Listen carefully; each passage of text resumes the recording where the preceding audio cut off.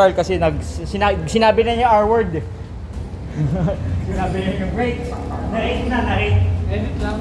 Narate ng ano. So, ikaw na lang Lance para mag okay.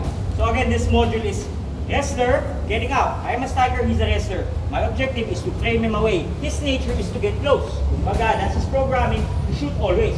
So if I give space, his programming is to get close. My idea is from the closure, the distance I make, yung closure na ginagawa niya is where I capitalize. Closure? That's this, wow, puta closure. So ito I pummel.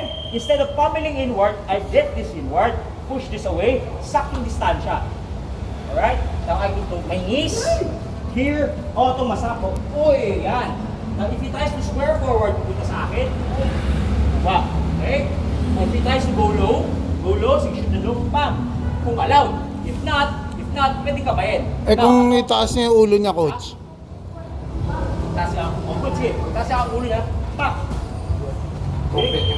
Basta as much as possible, control this. He cannot pivot his body out if you're extending the arm. So yan, sabi ko lang. Layo talaga. So a natural inclination niya is to get close. When he gets close, yun ang tuhod.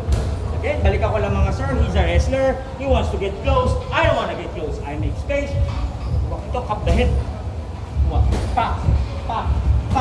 Right? Now, if you want to be a wrestler, transition, kuha. So pa coach, kuhaan na natin ng paganda. Apo, butang mo yun, director ba? Okay, Action shots. action shots. Or may at least na tayo masabi, shorty. Okay, so you want to pummel, pero you don't want to pummel to his arm, break away, tulak, engage. This space na pinipilit ko allows me to throw my knees. If he tries to square forward sa akin, thank you very much. Okay? If he tries to go low, then, if you want to reset back, pummel, hit the leg. Basta enough space to pull him away, to react, to make him react, to get close, and that's where you capitalize with the striking. Alright? Sige, kuha tayo mga sir.